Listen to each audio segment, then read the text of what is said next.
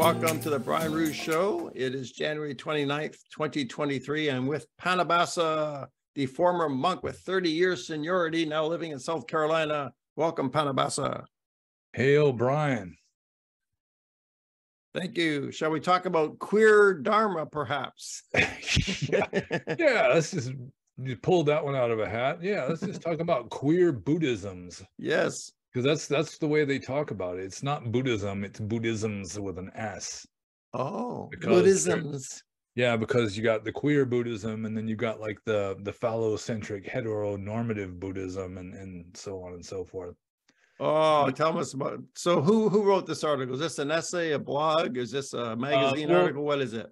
I just get, sometimes people will just send me weird articles just showing just the extremes of what Western Buddhism is turning into. And this one here, it's called, it's an article by B. Scherer, like B-E-E space S-C-H-E-R-E-R. You want to share a screen, show the audience? And you can go in and out of share screen. You could show it and then turn it off and turn it on as you speak, you know? Let's see what happens here. Share screen. Okay, do you see that? Yeah, you're doing fine. Okay, so this is an article by B. Scherer, and I've looked at a few other articles by B. Scherer, and it seems like all of them are about the queering of religion in the West.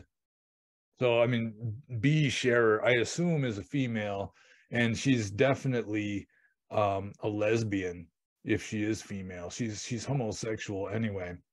So do you suppose maybe she has an agenda regarding various religions? Yeah, it certainly seems that way, because that's pretty much all she writes about is the queering of religion, how to get homosexuality and just sexual deviance in general just into the mainstream. Like, not only with regard to Western culture where it already is, but even with regard to like ancient traditionalist spiritual systems that openly denounce what she's trying to inject into the system. And that's what she's talking about in the article. And I assume it's a she. If it's actually a guy, I don't think that he'll be offended by being called she. So I've highlighted a bunch of it. I assume you can see, right? You can see the article. Yeah, it's very clear, yeah. Very good. Okay, so let's see. It starts off really strange, like the very first sentence here. In this chapter, as a Buddhist queer, I will engage in academic sex work. And then later on, I mean, she just uses this sexual language. It's like she's sexualizing Buddhism. I think it's not in that part. See, working as a religionist in the intersections of philology, history, anthropology, and critical theory, which of course is like Marxism, or like revised Marxism, where like evil whitey replaces the bourgeoisie as the main enemy, the main oppressor. And then she's talking about, you know, in a rather promiscuous manner, methodologically. And then down here, it's like, let's see. Oh, I maintain that in order to maximize the effects of this scholar come practitioner come activist's interaction with the research topic come object, the broadest array and plurality of methods possible can be cruised, flirted with, and finally picked up, shamelessly crossing disciplinary trenches and hence promiscuously engaging in active academic and procreation, or simply for the sheer pleasure of it, for pleasuring oneself. And why this word come repeated, come, come, come? Why do you think she puts that in there? Well, probably, I mean, it might have double meanings, like, you know, almost everything else in this sentence, where she's just using sexual terminology as a way of expressing her beliefs about Buddhism. Yeah. Which is, I mean, it's just injecting sexuality into Dhamma as a way of normalizing it, just getting people used to it, so you can just do it more and more and nobody will say anything, apparently. It's strange. I think of the effect of the written word on people. Like, if people are a little bit naive, they read, well, it's published in a magazine or a book, so I guess it must have some validity if I'm reading it in print, right? Somebody intelligent must have wrote it, right? Yeah, well, this is academia. So, I mean, she's probably a professor somewhere. Yeah, that's scary. Yeah, and this is the approach to Buddhism that a lot of academics are taking, where it's just trying to inject, whatever, whether it's like, sexual deviances or whatever it is, queer, any kind of queer theory or like critical theory, anti-racism, that kind of a thing. They just try to inject that into the system because in a way they're kind of replacing traditional spiritual systems with a kind of doctored up like cultural Marxism, essentially. Yes. Yeah. Yeah. So let's see. So when I, the Buddhist queer, talk about queering Buddhisms with an S at the end, because Buddhism is divided up into all these different Buddhisms now. I expect to see queering impact in the Buddhist traditions affected and at the same time Buddhist reverberations on the queer scholar. The fact that this scholar happens to be a Buddhist practitioner to start with should effectuate an ensuing dialectics of germinations and cross-pollinations of the more complex order. Yeah, I mean, this author, I mean, she is intelligent and she does say a lot of true things. Like later on, she's essentially admitting that early Buddhism pretty much unanimously denounced sexual deviations. Yeah. And also, I'm like pandakas, people who were not fully male or female, people who were non-binary essentially, were not even allowed to join the Sangha. So Yep. she admits that, but then at the end, she kind of does like a 180 and tries to come back the other way, just in spite of what but she. but Pannobhasa, she admits it, and she's saying, well, maybe she's wiser than the Buddha. Maybe Buddha's old-fashioned 2,500 years ago, and she's a professor this 21st century, so maybe she knows better than the Buddha, I guess. Well, some academics, even though they might consider themselves to be Buddhists, or at least they're experts on Buddhism, they'll take that approach, and then a lot of other ones will just say, well, the texts are corrupt. The Buddha, if he was enlightened, he would be agreeing with us. So, assuming that he was enlightened, if they're Buddhists, then they're just saying, well, the Buddha was probably in favor of, like what gender queerism or whatever it is, and then it just got corrupted by later corrupt monks who didn't like that sort of thing. Well, I see. So with that kind of logic, the two central concepts of Buddhism, rebirth and karma, why don't we just throw that out? Those are just some Hindu ideas that came in later. Let's get rid of rebirth. You're annihilated death, and karma is not really true, I suppose. Somebody might have just added that in the text later. What do you think? Well, I mean, like rebirth is one of the best ways to justify like transsexuality and so forth in Buddhism. Like in Burma and Thailand, there are transsexuals even out in remote villages because, supposedly the Buddhist explanation is that they're transitioning from male to female over a number of lives, and they're just sort of midway. It's like there's quite a few women in Burma who just act like guys and take male names and dress like guys, and they just insist that they were a man in their previous life, and maybe they did something wrong, maybe they were sexists or intolerant haters of women or something, and as karmic punishment they got reborn as a woman in this life. I've actually known a few of these women in Burma. But I believe that. I believe that concept that, a woman could take. Do you believe it? Does it make sense? Yeah, I mean, it makes sense within the context of the whole idea of rebirth. Yeah. I mean, you don't have to be the same gender every single life. And it may take more than one life to really completely switch over into the other gender. So it makes sense. I mean, from a Buddhist context. Yeah. Here's more sexuality that she's thrown in here. We can penetrate nobles, bareback ideas, and impregnate discourses without getting too many neurotic ideas about it. So it's just obviously just deliberately just kind of trying to sexualize the subject because she's talking about essentially being queer, being a queer Buddhist. And then this section here, the Buddhist queers, sex, gender, and pandakas in the early Buddhist context, it's actually kind of interesting. There's a lot of ignorance in here. just especially with regard to Vinaya, like the rules of monastic discipline, they're just like groping in the dark a lot of the time, because they're not, it seems like they're not referencing the original text. They're just referencing some other scholar saying something about it. And so they have like a superficial understanding of it. But this section is basically about Pandakas. And in Theravada Buddhism, you've got essentially three genders that are mainly talked about. You got male, female, and then you've got like the Pandaka in between, who is like, I say mostly a eunuch. That's mainly what it means.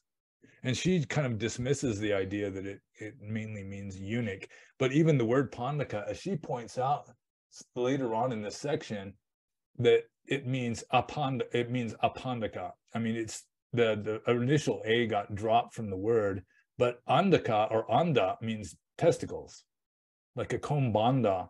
I mean, it means testicles. And here's the same anda. It literally means egg, but like in Spanish, like huevos, eggs are like a euphemism for testicles. And the ap means without. So literally the word pandaka would mean like a eunuch or someone who was deprived of their testicles. And that was fairly common in ancient India. They were used as slaves, and also they had like low status jobs like bathhouse attendants and barbers and that kind of a thing. But let's see, I should just go through the parts that I've highlighted here. The first striking point we need to keep in mind is that the distinction between biological sex and cultured gender was not made in classical India. Hence, the conceptual differences of the Western discourse are not reflected in and applicable to pre-colonial Indian religious discourses. So she's essentially saying that in ancient India, in most ancient cultures, it was just a biological male-female thing. I mean, if you were born with a male body, you were considered male. If you're born in a female body, you're considered female. And nowadays, especially on the far left, like most people that write these kind of journal articles, like academia, that now in the West, it's like you can be a man but having a female body, or you can be a woman and have a male body. It's like you're trans, which is just like this innovation, really. I mean, there's always been a little bit of that, like some Native American tribes, where you've got a man who just isn't violent. He doesn't want to go through the scary, painful manhood ritual. He doesn't want to fight in the tribal warfare. So he just calls himself a woman, and he's accepted as a woman, and he's just treated as a woman. I mean, that has happened, since the Stone Age, I assume. Yeah. But in like civilized cultures, it's usually it's sort of like a degenerate stage. It's decadent. It's like cultural decadence when this sort of thing starts taking hold. Yeah. Let's see, the shift from behavior, what people do, to identity, what people are, in sexual terms, is a modern superimposition upon non-Western and pre-modern cultures and societies. So, this stuff is true, and she's just admitting, it's true that the whole like identity politics regarding sexuality it just got invented relatively recently, just in the past few decades. So, trying to go back and find anything supporting this in ancient Buddhist texts or ancient Christian texts or ancient anything, you're just not going to find it. Well, I guess they're going to look hard, and they'll probably make it up if they can't find it. Yeah. So here's like the etymology of the word pandaka, apa anda, which means just not having testicles. So, pandaka mainly was a eunuch. And it's just, she says later that eunuch is like a problematic term now. It's not politically correct anymore or something. Oh my. Yeah. And then there's even like, she has like this is from the Questions of King Melinda. The lustful, the angry, the fool, the fearful, the selfish, the woman, the drunkard, the pandaka, and as the ninth, the child. These are the 9 inferior, unstable, unreliable persons. Any secret told of them becomes quickly commonly known.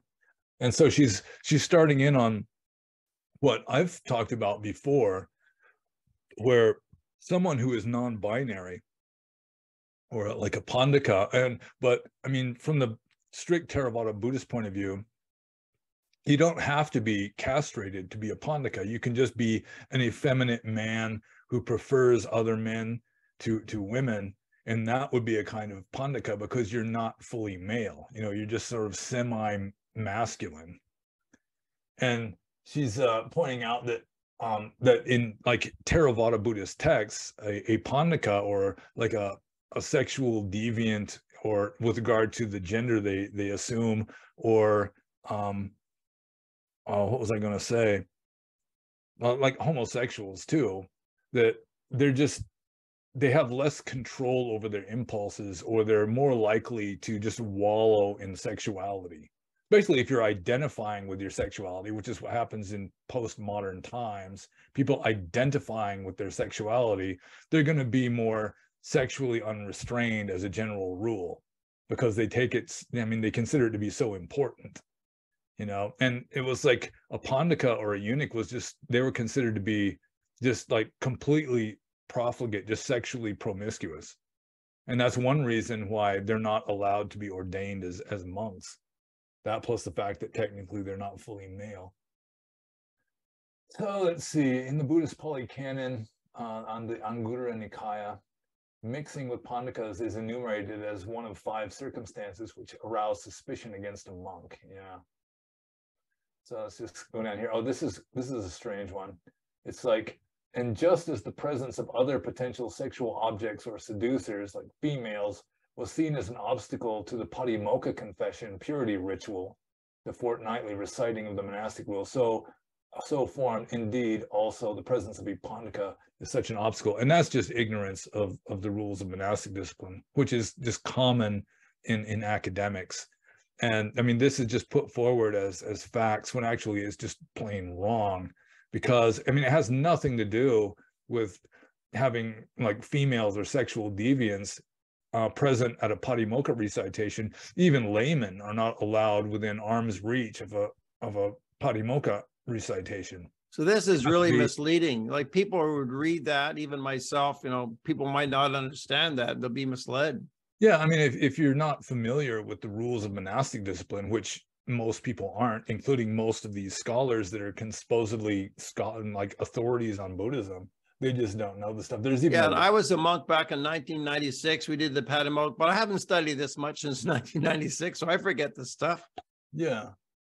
So we do not find any conclusive definition or description of the term Pandaka in early Buddhist sources, but it's pretty obvious that it means someone who is not fully male or fully female. They're sort of in between being fully male and fully female. So mainly, like originally, it meant a eunuch, you know, someone who has been castrated, or just born without balls, a male born without balls for some reason. But I mean, it also can mean just like, you know, effeminate homosexual guys, or just anyone who is sort of in between just the stereotypical heterosexual male and the stereotypical heterosexual female. If they're in between those two poles of gender, that would make them a Pandaka. And it's fairly clear if you read the text. I mean, it might not have like a complete definition, just, you know, a precise dictionary definition anywhere in the text. But I mean, there's a lot of terms that don't have precise dictionary definitions. Let's see, in older literature, the term eunuch has been used as a translation for Pandaka, and although this term is outdated and problematic, yeah, it doesn't mean impotent males. It just means like you're not really completely male or female. Let's see, Zwilling has argued that the Pandakas are a socially stigmatized class of passive, probably transvestite homosexuals. And I mean, there probably were some of those among the Pandakas, but they're just ignoring the fact that eunuchs were just present in Indian culture, ancient Indian culture, just as they were present in ancient Greek and ancient Roman culture, probably ancient Chinese culture, ancient Persian culture. You know, just about every classical civilization had eunuchs or castrated men that were used at least as slaves, like for guarding the harem, you know, where, you know, they wouldn't be able to mess around with the women they were guarding, that kind of thing. So then she gets into some like Chinese Mahayana stuff about Pandakas that we can skip over because mainly we're interested in Theravada. Let's see. it should be mentioned the fourfold view on gender remained also in South Asia, a mainly academic one. The male-female binarism has been, by and large, as the norm in the sense that the feminist and queer theories called heteronormativity, compulsory heterosexuality in terms of the feminist Adrian Rich, or more precisely, heteropatriarchy. So, I mean, essentially, she's talking about just ordinary human culture up until the last few decades, because that was just universal, just throughout the world, with a few minor exceptions.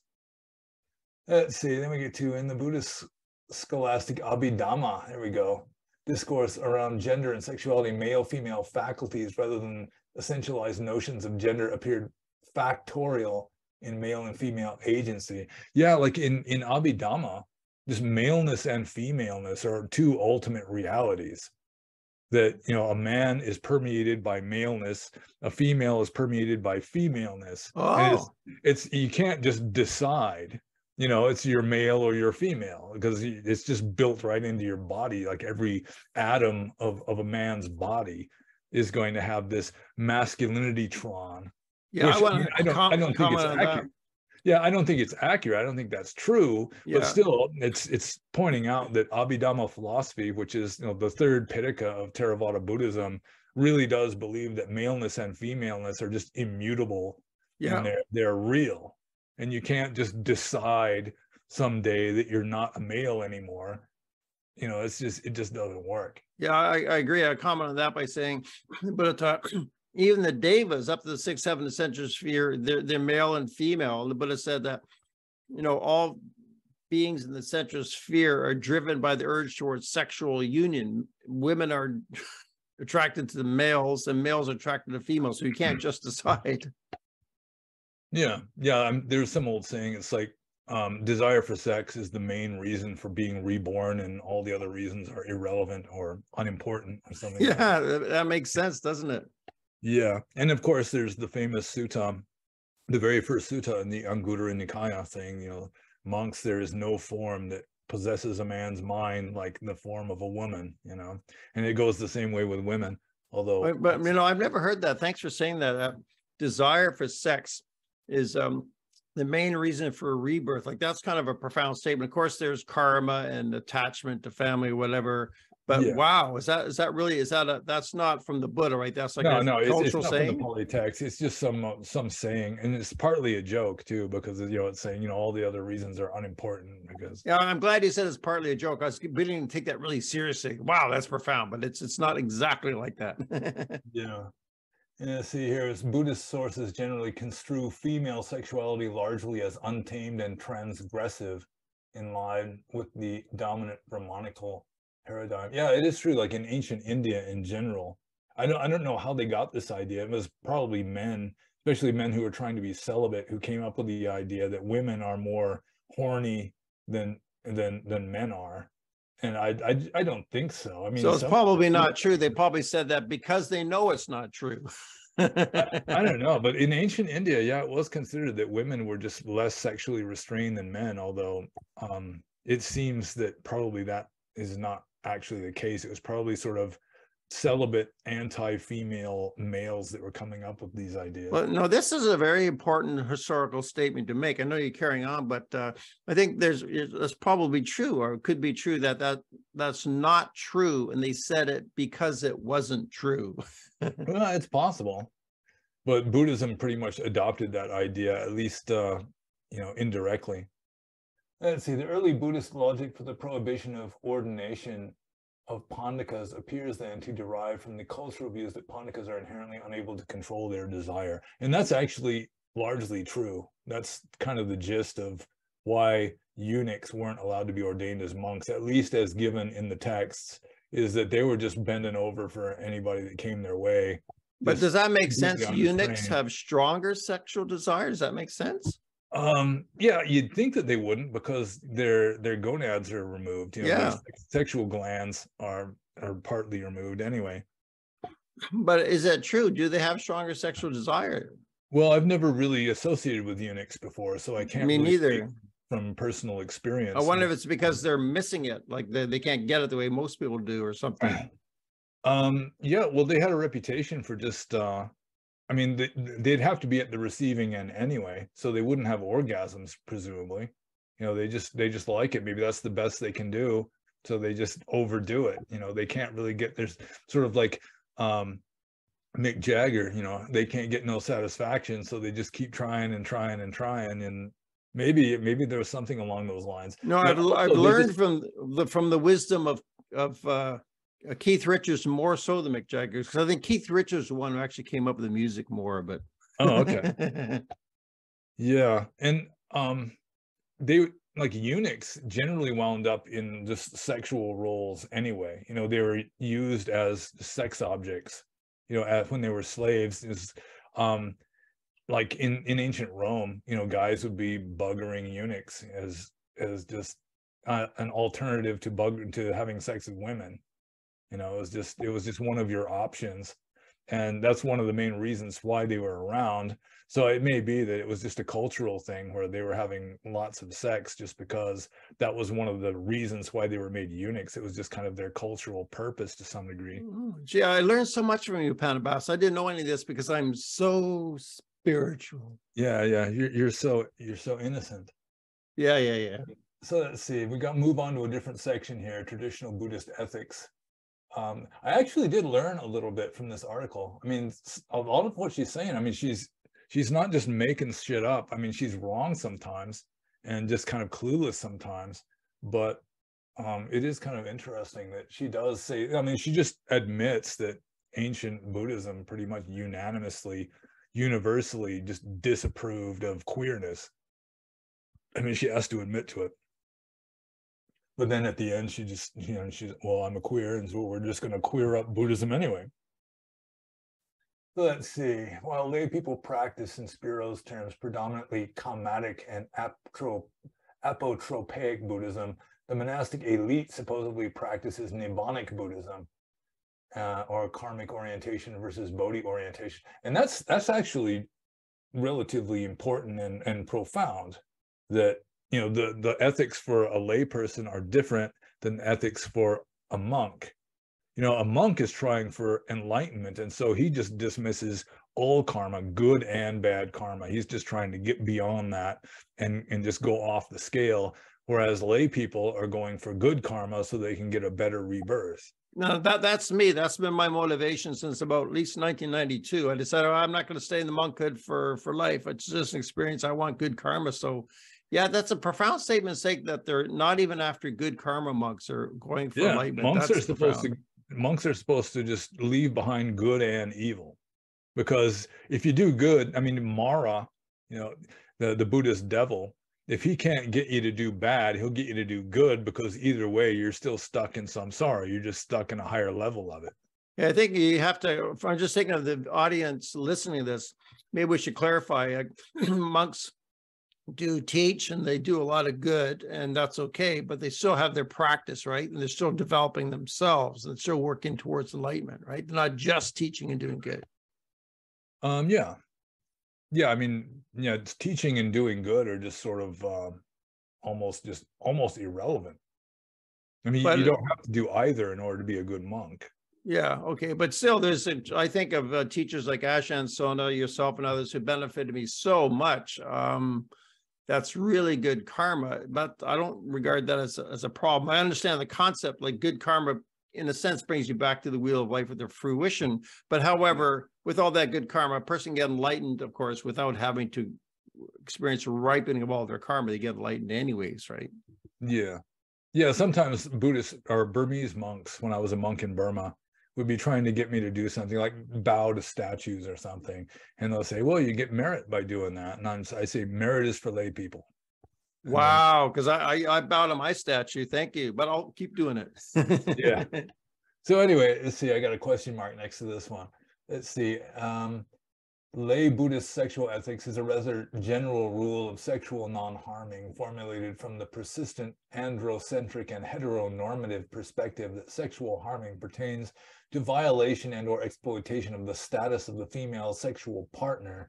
This includes her age, marital or renouncer status, unmarried wife, nun, and any possible exploitation of a menial or social physical power imbalance. And she's just interpreting what is in the text in a like a postmodern leftist Oh yeah. more or less way, because like Kamesu Michachara, which is for someone taking 5 precepts, that's number 3, you know, sensual misconduct. And if you look it up in the Pali text, you want a definition of sexual misconduct. First of all, it's just directed towards men. For some reason, it kind of doesn't really address what sexual misconduct would be for a woman, although I didn't know that.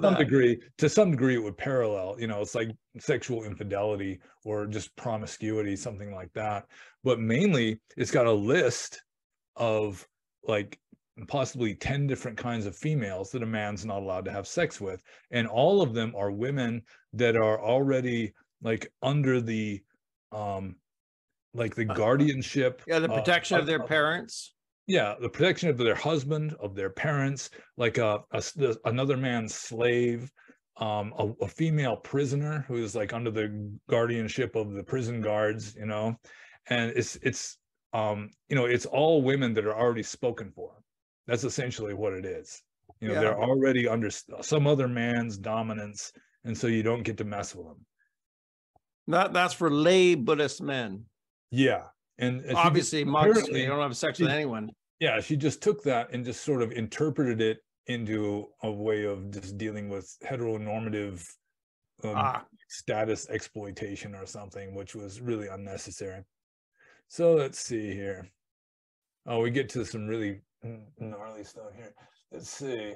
All soteriological equalities aside, the dual mnemonic versus chromatic orientation of Buddhism in terms of soteriology and sociology produces an elite early Buddhism synonymous with monasticism and celibacy, in the reality of which women, or nuns, were seen as subordinated to men, monks, and sex, gender, sexuality variance was excluded from ordination and at least highly limited in their access in the Buddhist teachings. Well, that's true. I mean, as I say, she's not entirely stupid, and she's not entirely just twisting stuff into garbage. That, I mean, she does say a lot of, you know, relatively important true stuff in here, even though her main goal is to queerify Buddhism. But when you say that the very nature of disinformation is like that, you put in stuff that is true and accurate, impressive, so people will think, oh, the whole thing must be true. Also, look at this word, stereological. I guess the whole thing must be true because it's such big words that I don't know. Yeah. She must be smarter than me. Therefore, the whole thing must be true. Yeah, well, she's an academic and writing academic journal articles and so forth. But this is relatively, I mean, this is essentially true. This highlighted part up here where, you know, it's like, Theravada Buddhism was mainly a monastic celibate system. You know, the lay people were just sort of, it's like second-class Buddhists at best. You know, the serious Buddhists, the one who are really practicing the highest teachings, tended to be monks and to some degree nuns. And, you know, they were just celibate. I mean, there was no sexuality at all, ideally. I mean, they were supposed to just leave that behind. And then, let's see, we continue here, but while the monastic code prohibits the ordination of intersex and pandikas, which is true, it does not particularly stigmatize intergender desire and sexual activities above other forms of breach of celibacy. And that's kind of true also. I've mentioned this before in videos where being homosexual isn't necessarily considered to be that much worse than being heterosexual, because from a strict Buddhist ethical point of view, all sexuality has to be left behind ultimately. And so just any kind of wallowing in sensuality is considered to be immoral or not conducive to enlightenment. See, the old core Patimokkha confession rules prominently mention sexual intercourse as an offense leading to defeat, or parajika, immediate expulsion from the order, but assume male-female vaginal intercourse as evidence of all 4 major blah, blah, blah, blah. And then at the end, it's like, for example, in the Theravada tradition, such defeating intercourse is only specified to include intercourse with an animal, which is just totally ignorant of the first parajika rule. That is, it says any monk who has sex while he's still a monk, even with an animal, is excommunicated. So it's not saying that it's only with regard to having sex with animals. It's just like you have sex with anybody, even if it's an animal, you're going to be excommunicated. Well, So any sex, that makes sense. I agree with that. So that includes having sex with like male or female humans also. I mean, for her to say that, you know, it's only specified to include intercourse with animals is just total ignorance of. It's also misleading. Maybe she's trying to be misleading. Maybe, although I'm not sure about that. I think she's relatively sincere, regardless of. Okay, so she doesn't know what she's talking about, you're saying. Yeah, and then she's even got the quote of the first Parajika rule here, translated by Ajahn Sujato. But Well, maybe we should comment on Ajahn Sujato. I once made a comment on Sutta Central. It was an innocuous comment about the Four Noble Truths. And he made an announcement. I've deleted this person's comment because he's an anti-Semite and a Nazi. Yeah, I've been told that he deleted all of my references to the Atthakavagga translation. You know, my Atthakavagga translation. Yeah. He systematically deletes all mention of that on his. So you wonder why? Also, people should know he's the right-hand monk of Ajahn Brahm, who's the most famous monk who split in a schism from my side of the Ajahn Chah Sangha. He split over ordination of women, which we're not. Yeah, he was essentially kicked. He was essentially kicked out of the Ajahn Chah tradition. For just unilaterally taking upon himself the authority of Gautama Buddha and ordaining nuns. But he is, we should mention, Ajahn Brahm, B-R-A-H-M, zillions, millions of hits, our most famous monk. Yeah, and a lot of feminists consider him to be an arahant just because he's so pro-women. And you and I did a video when quoting him, and he stated on video, he talked about white elite privilege. Oh, man. Now he's bashing the white race. Oh, gosh. Yeah. So let's just continue with this particular article here. There appears to exist only a very vague awareness of female intragender desire or sexual activity in the rules, and only in the sections of minor offenses. And that's true also. It's like the people who wrote the rules of monastic discipline, who formalized them, were men who really didn't know that much about female sexuality. For example, they apparently didn't know that women even have orgasms. Like in the rules of monastic discipline, for a monk to masturbate to orgasm is a relatively serious rule. It's Sangha Disesa number 1. But for a woman to masturbate is it's only a pachidia offense. All you have to do is just make confession and it's over, because they apparently didn't know that women have orgasms. Wow, you mean the people who wrote the Pali Sutras, they didn't know that? The people who came up with the rules for nuns apparently didn't know that women have orgasms. Holy smoke. So it shows you the conservatism of Indian society. Like it's like one of these things that people don't discuss these things. Polite conversation, they don't discuss these things, right? Yeah, well, obviously, the Vatsyayana who wrote the Kama Sutra knew full well that women have orgasms, you know, because he was sexually active. But these, that's another tradition. That's not us, right? That's not us. But a lot of these Buddhist monks, I mean, they've been celibate their entire lives. You know, they've never had sex. You know, they don't even know. So it's largely just naivete, I think. That they know so little about female sexuality. So let's see, for lay ethics, there are no early Buddhist sources denouncing intragender desire. Yeah, that's probably true. I mean, homosexuality wasn't really denounced other than just being like sexually promiscuous or, you know, sexually unrestrained. I mean, that would be denounced regardless of who or what you were having sex with.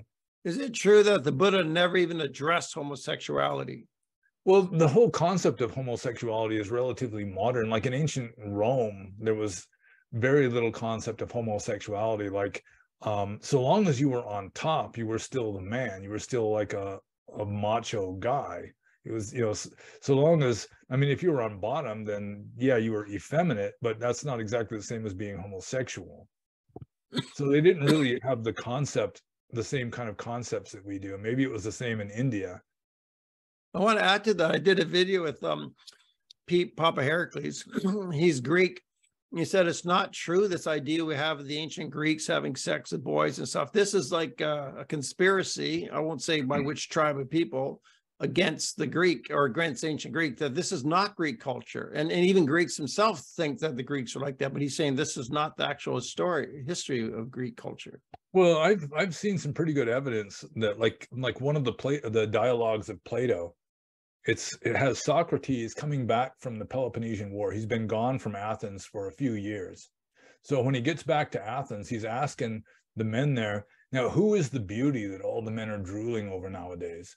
And he's not asking about a girl. He's asking about the teenage boy. Is it now? That's in Plato.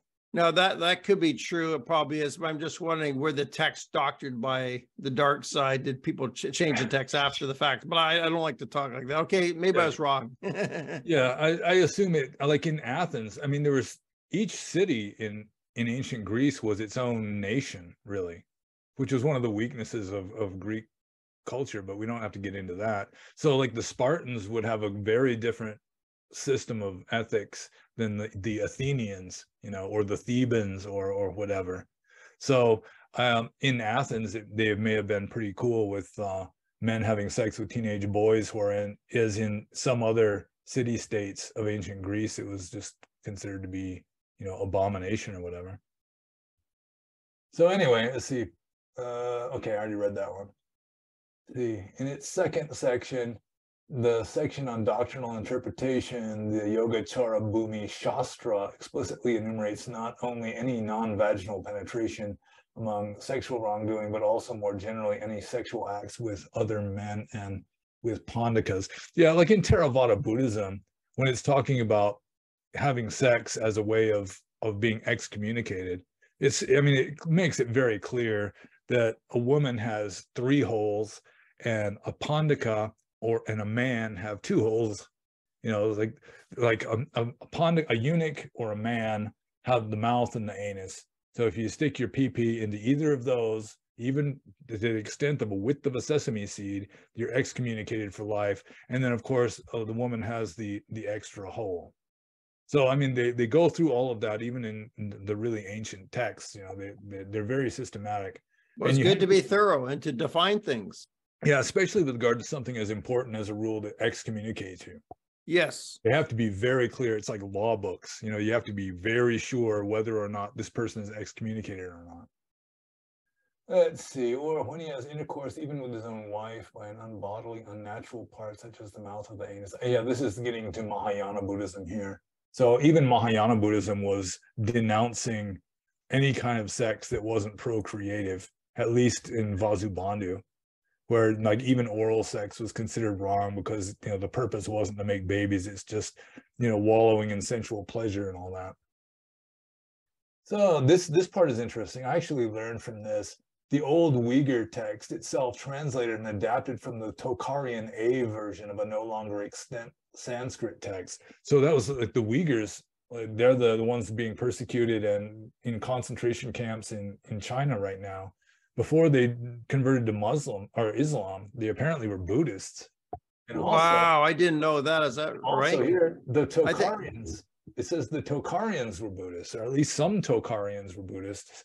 And the Tocharians were Indo-Europeans. They were the Aryan race, and they lived in Western China, and that's where like the red-haired mummies of China come from. But getting back to the Muslims, I would say they were forcibly converted from Buddhism, not voluntarily. Yeah, there's a good chance of it. Yeah, I mean, like Indonesia apparently peacefully converted to Islam, but most places were converted. It's either convert or die. So thanks. Yeah. Let's see, you got Buddhism with an S here again, and we're getting to the end of the article here, I think. Let's see. Oh, maybe not.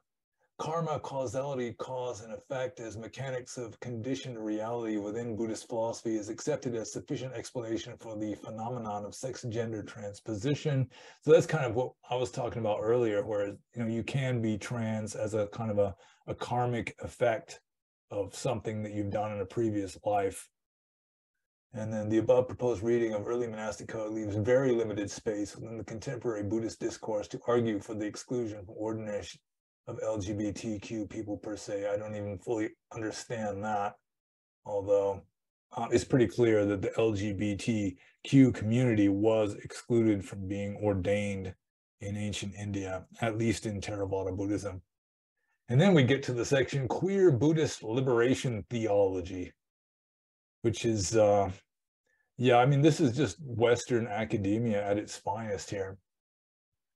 Let's see. Buddhist modernist scholars and practitioners alike view the gender inequality paradox between soteriology and sociology as contextually produced within the societal attitudes and value system of classical ancient India from around the 6th century BCE to the 5th century CE. So essentially, yeah, I mean, it's just back in ancient times before postmodern times. I mean, you just had males and females, and then you just had pandikas that were in between that were excluded from just the main system. Let's see, through feminism in the context of Buddhist modernism, a space is created for queer Buddhist liberation theology. In similar ways to Buddhist feminism, the queering impulse easily expands this action dharma towards LGB and trans and intersex inclusion and equality. So despite all the stuff she was saying above, how ancient Buddhism just unanimously denounced sexual deviations, then she is saying, well, even so, the queering impulse can easily expand into Buddhism, even though it was excluded by apparently the founders, which is just what you would expect. There's this one part. Oh, this is okay. There is no compassion in rejecting an LGBT child, although children really shouldn't be sexualized to begin with. It is not Buddhist to pass judgment. And a judgment on somebody's sexual orientation or gender identity is a merely cultural judgment anyway. As Buddhists, from a right understanding of karma and universal compassion, we cannot be content with introvert practice, be that merit-making or meditation. What is called for is action dharma, socially engagement for human rights and equality, which opposes societal structures that breed the opportunities for sexual violence and discrimination. So in order to, despite everything that she was saying before this, now she's saying in order to be a good Buddhist, just mind your own business and meditate isn't good enough. You have to be an activist for LGBTQ plus any other letters that. Oh, I see. We have to be an activist for LGBTQ in order to be a good lay Buddhist. Thank you very much. Yeah. And here we got, it is simply not good enough for Buddhists to demonize the attackers or misinterpret what happens as personal karma if Buddhists do not actively and proactively challenge the systems of gender inequalities, phallocentrism, and heteropatriarchal oppression they are complicit with and share in the actions of the karma. Oh, man. Comment on this. Oh, man. Yeah, so if you're not an LGBTQ activist, regardless of your own sexuality, then you're just bad, essentially. Well, I like to apologize to the world right now. I'm not an LGBTQ activist. I'm a bad person because I apologize to the world. Yeah, we both apologize. And here he's referencing, or she is referencing Anne Gleig. And I think we've already done at least one video about Anne Gleig, who is another one of these lesbian academic Buddhists who is writing about, like, politically correct queer Buddhism. Let's see, it is clear that any Buddhist queer liberation theology encounters opposition not only in traditional Buddhist segments, but as my experience with a Tibetan Karma Kagyu convert movement led by Oli Nyadal right here, shows also in those forms of Buddhism which largely benefit from and align itself with Buddhist modernism. So she's pointing out, and the kind of a fortunate fact, that it's not just ancient traditional Buddhism that disapproves of sexual deviance, but even some modern Buddhist groups disapprove. And I've heard a lot about Oli Nyadal. Me too, because I'm from the Karma Kagyu lineage myself. Yeah. I began in 1991 with Shambhala, and I just let people know on my website, brianrood.ca, I've got a heading called Shambhala, all about my conflict with Shambhala kicking me out. Yeah, so it's Diamond Way Sangha, right? Yeah, Diamond Way. This author, this B. Scherer, she got kicked out of Diamond Way because of her promotion of sexual deviation. Oh, I see. Yeah, so she wrote an article about that also. I haven't read that one yet, but she gave a firsthand account of getting booted out of. I guess what she said. She said, "Your rights end where my feelings begin." Yeah, or you have to defend LGBTQ causes as an activist in order to be a good Buddhist. And if you're not, then you're getting all the bad karma of all the rapists. What matters is my feelings. You hurt my feelings. So you just have to arrange your life around my feelings. I think that's what she's saying. Yeah, right here. I was unceremoniously removed from internal Diamond Way information systems and banned from teaching in Diamond Way centers. Oh, boo-hoo, boo-hoo. Yeah. Yeah, so that's, I guess Oli Nidal is somewhat based in his Buddhism. At least he's taking seriously what the texts actually say, in other words. The queer failure in this case aside, Buddhist critical constructive thought in the form of queer Buddhist liberation theology forms an exciting opportunity for the meeting of post-structuralist critical theory, queer theory, and Buddhist theology or dharmology of enlightenment. So that's, I mean, that's almost like an oxymoron. I mean, you compare, like, combining like Buddhist theology of enlightenment with critical theory, you know, like essentially neo-Marxism. Is this critical race theory? Well, she's talking about critical theory. It's not probably just not just race, but it's, you know, evil whiteies oppressing. Yeah, I know. You know, the idea of critical theory is you criticize anything to do with Western culture, criticize anything that's not to do with a particular tribe, and that's critical theory. Yeah, essentially. And they justifies. That's just criticize. It justifies because it's critical theory, I guess. Yeah, and so now we're getting to the conclusion here. Just as queer theory aims to liberate from the bonds of normative expressions of gender and sexualities, Buddhism aims to liberate, at least she had Buddhism as singular here, Buddhism aims to liberate from the limitations of any identitarian experience within a clearly pragmatic framework of altruistic motivation in which empathic communication is crucial. So she's saying that, I mean, because Buddhism teaches no self or anatta, that it shouldn't matter how you identify, whether you're queer or not, because ultimately there's no self anyway. That seems to be what she's saying. Now, is she contradicting herself now? Well, she's trying to use sophistry. She's trying to use any kind of argument at all to defend the pretty much indefensible position that queerifying Buddhism is still good. Even though she pointed out that all of the ancient schools of traditional Buddhism disapprove of it, but still she's, you know, trying to find some way of arguing, like using anatta as a way of endorsing, ironically, identity politics. So what's the definition of sophistry? This reminds me of the ad hominem attack. If you can't attack the evidence, you attack the person. Yeah, or something. Let's see, accepting the open mesh that are human possibilities of gender and sexualities and celebrating non-categorizing and non-normatizing inclusiveness as queer theory propagates, conforms with the Buddhist methods of cutting through the ego illusion on the level of the heaps of grasping. So, I mean, seriously though, I mean, if you really take seriously the Buddhist idea of like transcending the ego and no self and all that, you're not going to be identifying as queer. You don't say I am queer any more than you'd say I am heterosexual. I mean, it's just not I am anything really. But just for the audience, what's the definition of sophistry? Sophistry. Well, I assume there's different definitions, but sophistry is just trying to use clever arguments to support any kind of conclusion. Okay. So you can argue, you know, you can argue one way, or then you can just argue the opposite point. You know, like some debating clubs, you know, you don't know whether you're going to be arguing for or against something until they flip a coin or whatever, you know. And so a sophist is able to just do that. He's able to put forward this convincing case, you know, like a sleazy lawyer or something that you know, he knows that it's wrong, but still he can put forward the case and persuade people of it. That's kind of using clever arguments like that would be sophistry. And then finally, the last sentence, and then I'll turn off the screen share. While the queering impulse struggles sometimes to assert itself. What is the queering impulse anyway?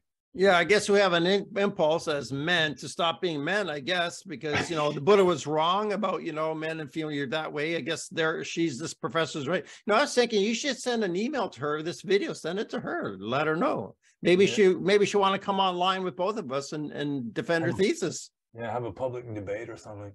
While the queering impulse struggles sometimes to assert itself within the complexities of Buddhisms with an S, post-queer ethics centered on the absence of suffering, physical integrity, and compassion could find a solid foundation in Buddhist thought.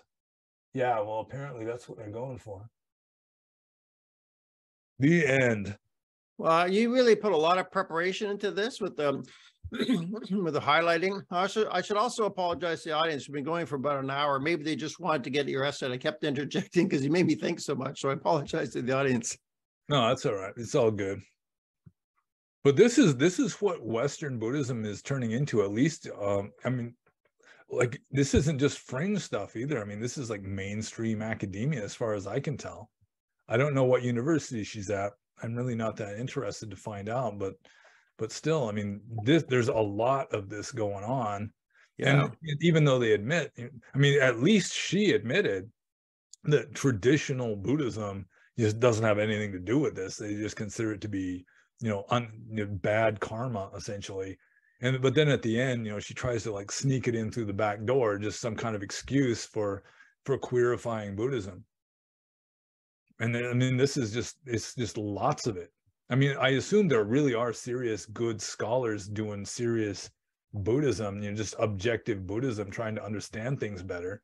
But there's also a lot of this kind of stuff, which is just leftist liberal arts, just trying to queerify and like, it's not just sexuality, it's just the whole race issue and just all of the whole cultural Marxist stuff, just injecting as much of it as they can into traditional spiritual systems. It's not just Buddhism either. It's, I mean, you can, there's like Christ Cut Pastors, which is, it's like a channel on, I think it's on Twitter, where it's just, you've got like transsexual, like ministers giving sermons and like inviting children to come up and declare themselves, you know, trans and all this kind of stuff.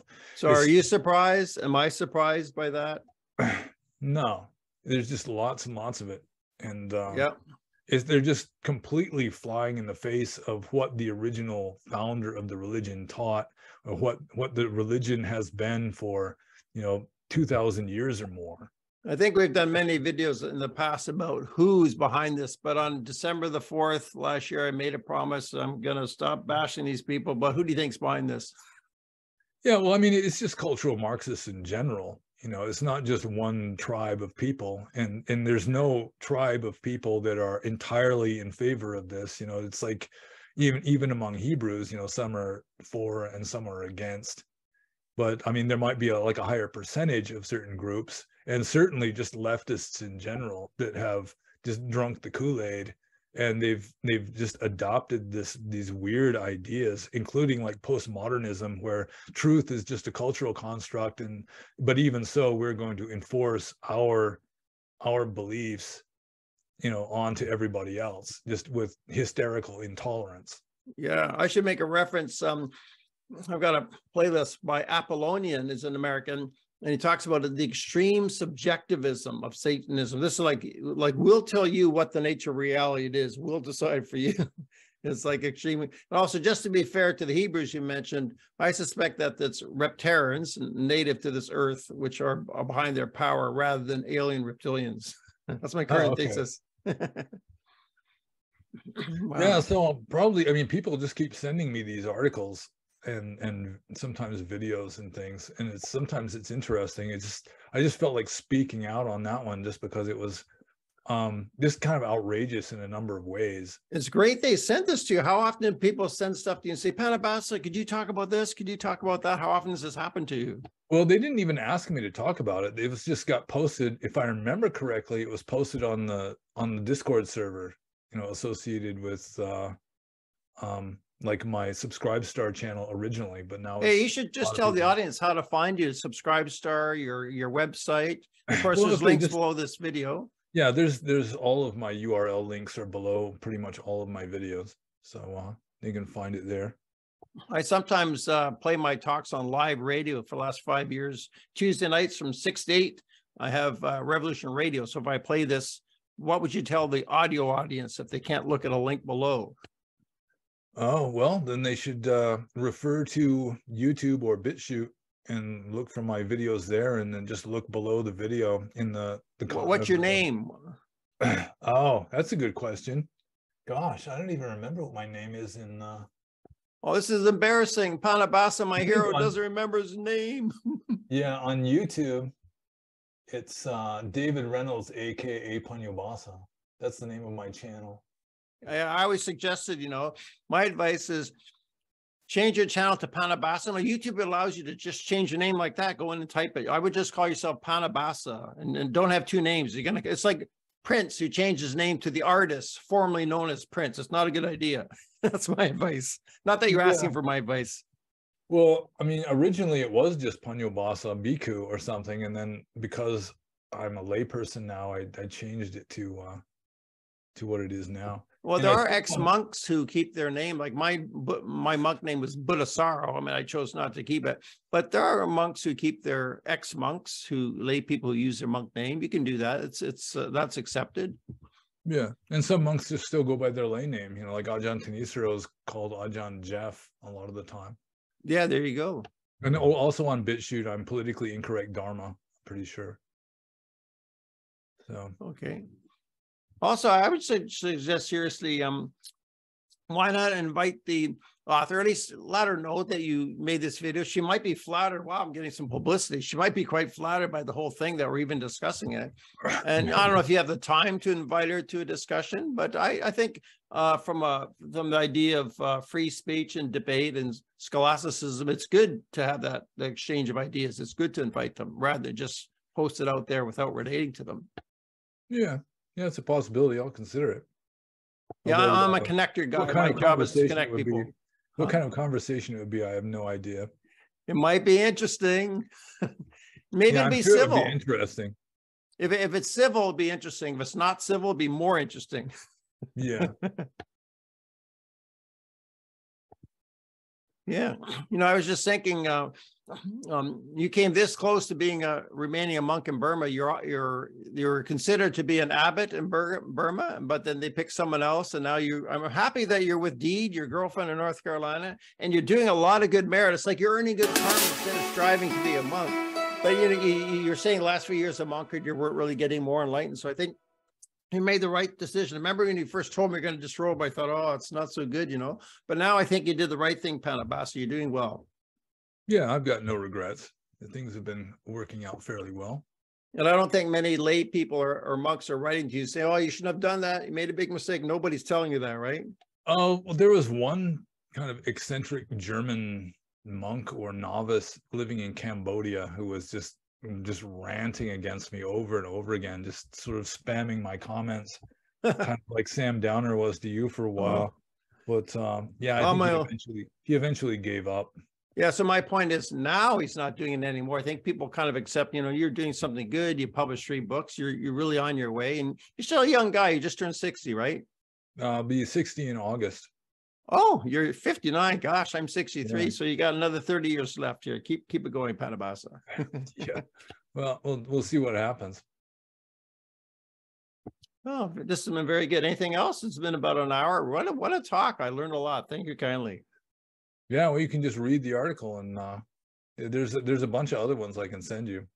Can we give it to the audience? Can we link the article below the video? Is there like a URL? It's possible. I had to sign up for something in order to download the article, so you might have to like unless we like archive it or something, you might have to sign up for something. So I'm getting like spam emails now of all these academic articles that some of them by the same author, so at least that's kind of useful if I want to look up more stuff.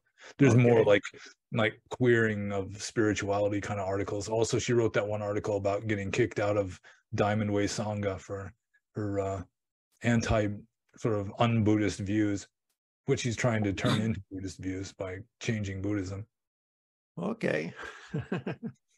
Okay. Well, thank you kindly, Pannobhasa. Another excellent talk. I think we have about 347.5 videos together now, don't we? It's like 6 gorillion at this point. 6 gorillion. Oh my gosh. Yeah. Okay. Thank you kindly. We'll be in touch. All righty. Okay.